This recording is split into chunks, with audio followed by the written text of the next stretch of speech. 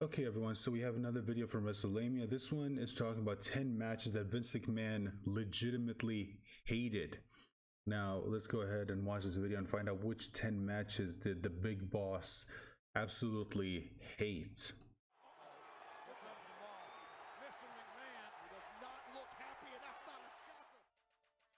WWE Chairman Vince McMahon traditionally has a specific vision on how he wants a certain match to go. If that match doesn't live up to the vision or the standard that Vince McMahon has set, then it's rather common for him to verbally dress down the superstars involved once they get backstage. There are some matches that Vince absolutely loathed. Which ones were they? Well, join us now as Wrestlemania looks at 10 WWE matches that Vince McMahon absolutely hated.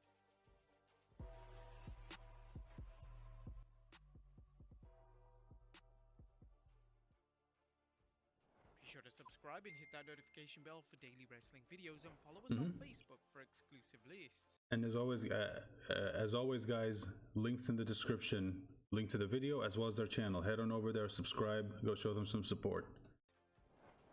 Stop the match! Stop the match! Get the hell out of my ring! Number 10, Bronson Reed versus Drew Gulak. In the summer of 2021, WWE made plans to bring Bronson Reed to the main roster.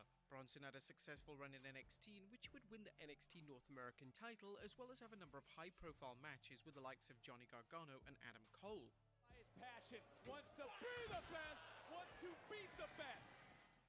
Reed would wrestle Drew Gulak on the June 24th edition of Main Event, and this was supposed to be a test to see how Reed does against a main roster opponent.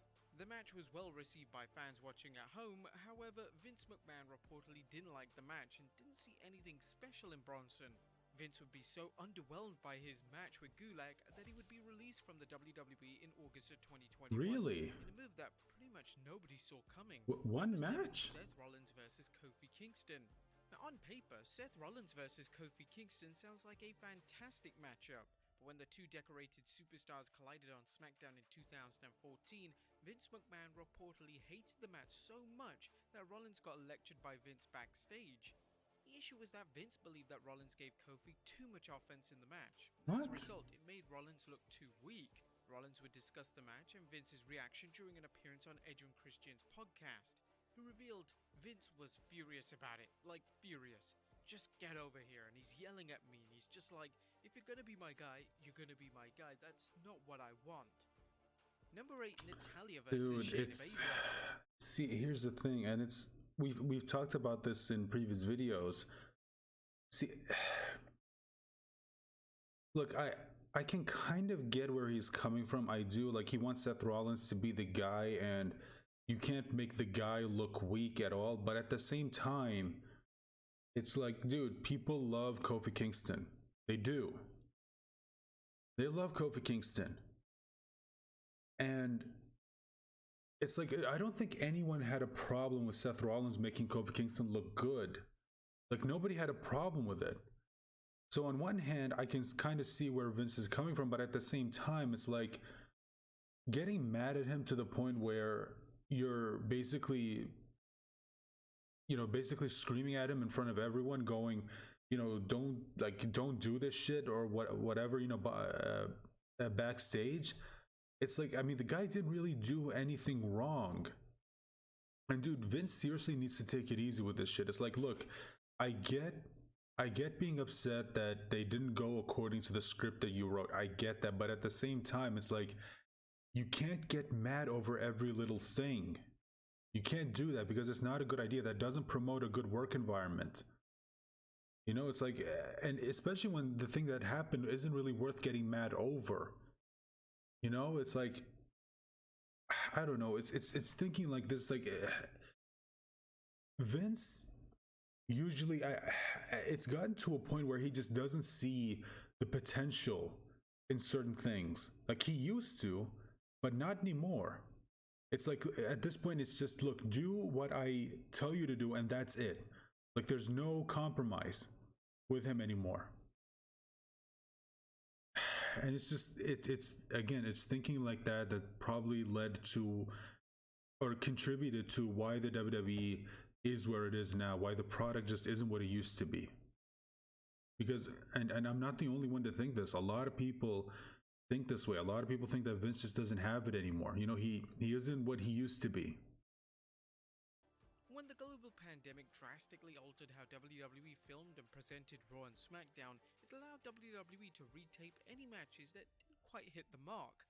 One of these matches was the match between Shayna Baszler and Natalya on May 11th, which should have been a perfectly acceptable match for Raw. Isolating the arm, tried to break the arm. Now Natalya went for a cover. Yeah, I remember these days where, you know, once the thing hit and everything had to be shut down, people had to stay inside. People were wondering, okay, well, how are businesses like the WWE or the NFL or the NHL, like, how are they going to continue? Like, how are they going to have their matches? And, you know, then when we found out that they were going to continue, but there was going to be no crowd, people were wondering, okay, well, how are you going to do that? Because the crowd is an integral part of what makes this work. And then we went through this stint where I can't remember, I think it was like for months, we had these matches where there was no crowd, and I mean no crowd at all. And it was just awful. Like, it was absolutely terrible. And you realize that, yeah, the crowd is a very, very integral part of why these events work. Like, the crowd is a part of that magic, and without it, it just doesn't work. And, you know, the WWE matches, when, you know, you didn't have the crowd there, it just, let's just say it pointed out a few things. You know, before, you know, wrestlers would call out spots in the middle of the match, you know, just to let each other know, like, okay, this is what we're about to do. And because you had the crowd there, you know, the chanting of the crowd was so loud that you couldn't hear what's going on inside the ring. You could hear some things, but not all of it. But once the crowd was gone, you could clearly hear wrestlers calling out spots right in the middle of the ring. And you could clearly hear what they're saying to each other without any noise to drown it out. And it completely ruined the product. And then they tried to do that whole what was it, the whole screens thing. I can't remember what it is, Superdome or whatever it is, where you saw a bunch of fans, you know, with their cameras and everything, and it was just awful. Thankfully they brought the crowd back now that everything is starting to let up. But according to Shayna herself, Vince McMahon hated it so much that he made her and Natalya redo the match completely. Shayna discussed Vince's reaction during an appearance on Renee Young's Oral Sessions podcast. She revealed, "The next week I have a match with Natty, who's way more experienced at this than me, obviously. Natty's trained with me, like, in an MMA gym. So I was like, listen, let's just shoot around a little bit and then we'll get to what we need to get to." We do it. He hates it. We go in the back and he's like, "Looked like you guys were just fighting each other." Yeah. Okay, so he makes us do it again. Number 7, Luke Harper versus EC3. The late great Luke Harper never got a fair shot in WWE. Oh, dude, R.I.P. Vince McMahon just never seemed to get what the future AEW TNT champion could offer the WWE. This was clearly the case when Harper faced EC3 in a dark match before a SmackDown show in 2019. The match was negatively received by Vince, who completely soured on Harper following the match and pulled him from television for a number of months. In relation to EC3, during the match, he was accompanied by Drake Maverick, but Vince hated the pairing. The pairing had been successful in TNA, and the two real-life friends would have been a perfect fit on WWE television together, but Vince unfortunately had other ideas. Number 6, The Ultimate Deletion. He knows.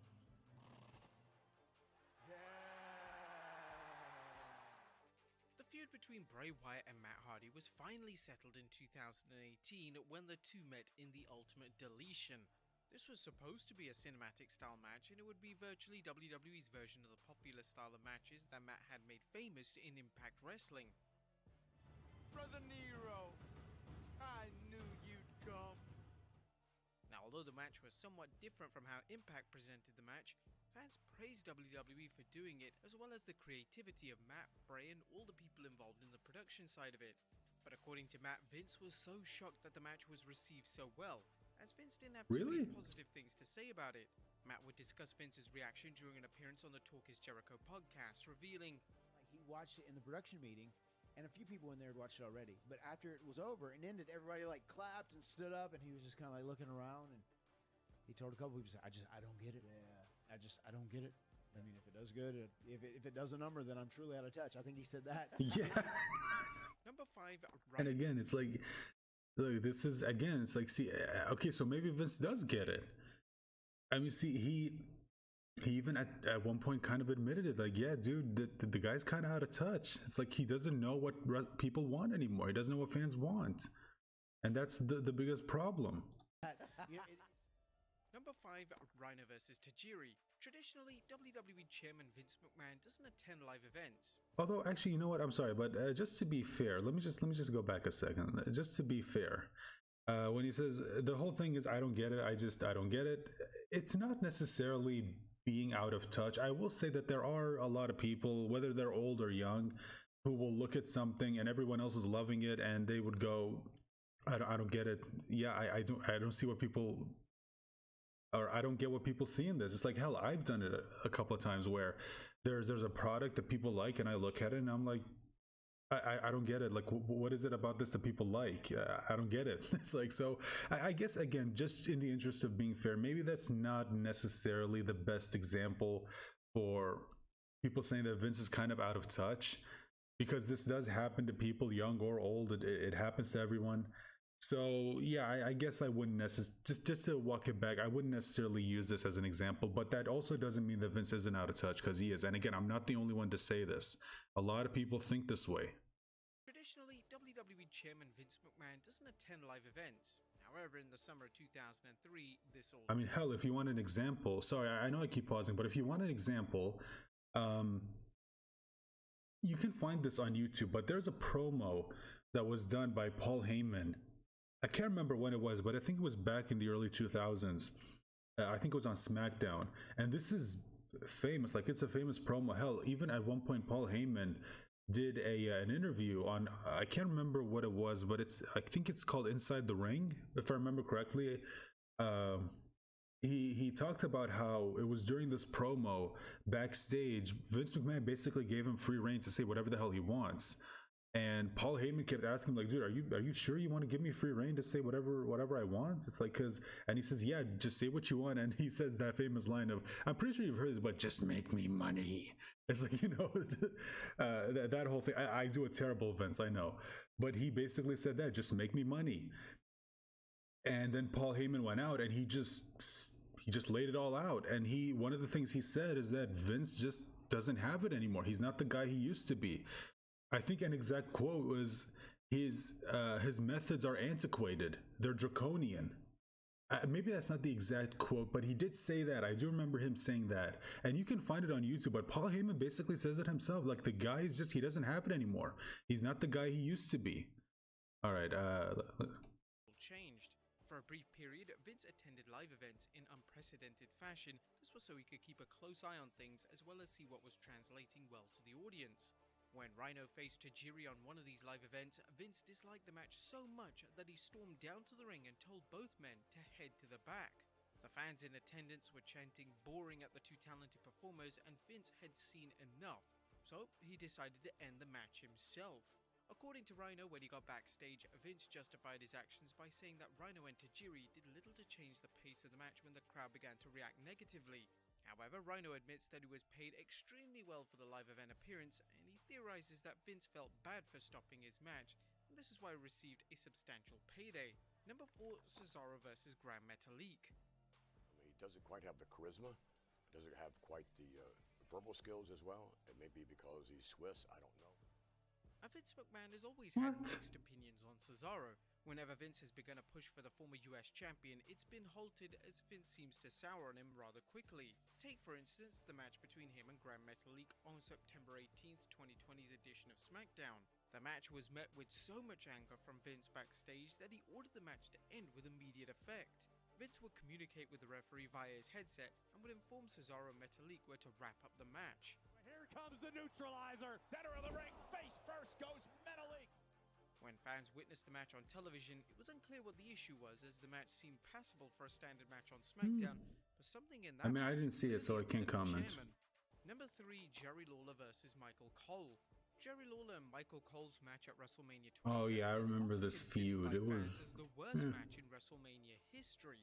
Surprisingly, it wasn't just the fans who felt that the match had no place on the WrestleMania card. I do! Oh! According to Cole, Vince McMahon hated the match so much that he called it the worst thing he's ever seen. Speaking to Corey Graves on the After the Bell podcast, Cole would discuss Vince's reaction to the infamous match. Cole added, "I got carried out of there a bloody mess. As I go to the back, I walk to the back and I'm like, man, I thought that went pretty good. I go to the back and I look at Vince, and Vince looks at me and he goes, that is the worst thing I've ever witnessed in 60 years. So that was my WrestleMania match, but the check cleared and I'm still undefeated." Now, although Vince hated the match, that didn't stop him from continuing the feud between the two Raw commentators. Yeah, why? He would wrestle at the next two pay-per-view events in two separate gimmick matches, so it was clear that Vince was getting some kind of enjoyment from their matches later on. Number 2, Chris Jericho versus Kevin Owens. The match between Jericho and Owens for the US title acted as a second match on the stacked WrestleMania 33 match card. And going into the match, the feud between the two men was the highlight of WWE programming, and a number of fans expected the two men to steal the show. However, this wasn't the case. You were never my best friend! The match was decent, but it was nothing special. It was overshadowed by matches such as AJ Styles versus Shane McMahon and even Seth Rollins versus Triple H.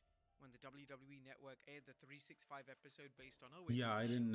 Vince McMahon refusing to speak to Owens following the match. This was due to how bad Vince believed the match was. According to Jericho, Vince called the match one of the worst matches in WrestleMania history, which certainly seems like a huge overreaction. And number 1, Triple H versus The Undertaker. Oh, yeah, that's right. what? Vince McMahon disliked the match between two of his favorite superstars ever.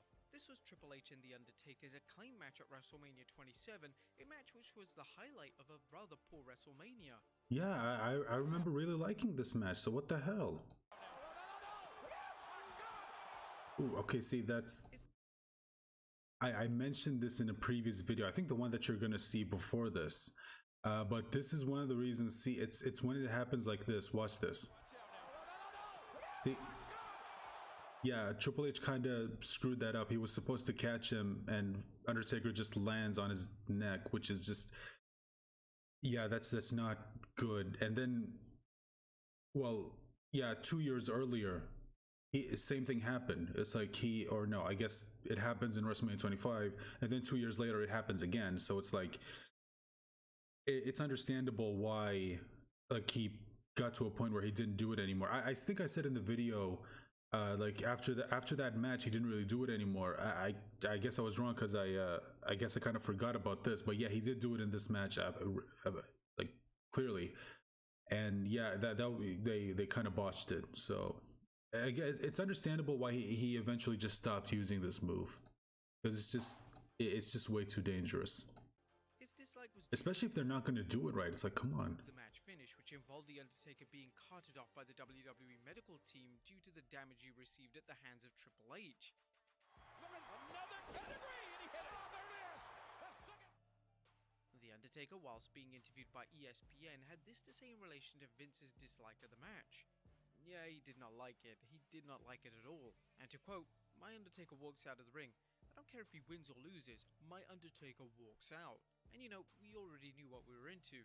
We were in the third year of this story, and that alone is so special to be able to continue a story for 4 years. It's unheard of in our business. As well as the match finish, Vince fined both men for performing a chair shot to the head spot during the match. Just to get his feet. Oh, no. There had been a ban on chair shots to the head for a number of years, and the two men were naturally punished for this act of defiance. There you have it, folks. 10. See, that I can kind of understand. And it's like, yeah, you know, we all know that WWE has gotten to a point where they don't do things, like they don't do certain things anymore. You know, chair shots to the head being one of them, because, you know, it does result in a lot of injuries. And it's those injuries do reflect on the company itself, and it does make them look bad. So it's understandable. It's understandable why they wouldn't do that. And also, again, the injuries, the concussions. So I do understand why Vince would say, yeah, okay, no more chair shots to the head. And if two of his wrestlers do that in the ring, then it's understandable why he would be pissed off. But it's like, look, I didn't hate the match. I liked it. And I mean, for me, I thought that him being carted off the ring was part of the story, because it kind of follows up it's followed up in the year after that, where Undertaker did this thing where he once sort of what was it, like a retribution for what happened in this match. And in the next match, the Undertaker basically dominated as, I guess, payback for the previous year, where he was technically the one who was dominated in the match and then barely got a win. And then the next match he gets payback and destroys Triple H, who even had Shawn Michaels' help, and he ends up winning again. And it's the most, in my opinion, one of the best matches I've ever seen. WrestleMania 28, the Undertaker versus Triple H, Hell in a Cell, end of an era, just beautiful, chef's kiss.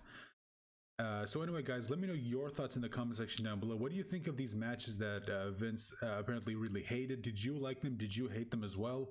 Let me know all your thoughts in the comment section down below. And if you like this video, consider hitting the like button, sharing this video, and also subscribe to help me hit 1,000. I really appreciate all the support you've shown me over the years. I hope you will continue to support me as we hopefully get to 2,000. Who knows, after we hit 1,000. And I hope to see you in the next reaction. Bye for now.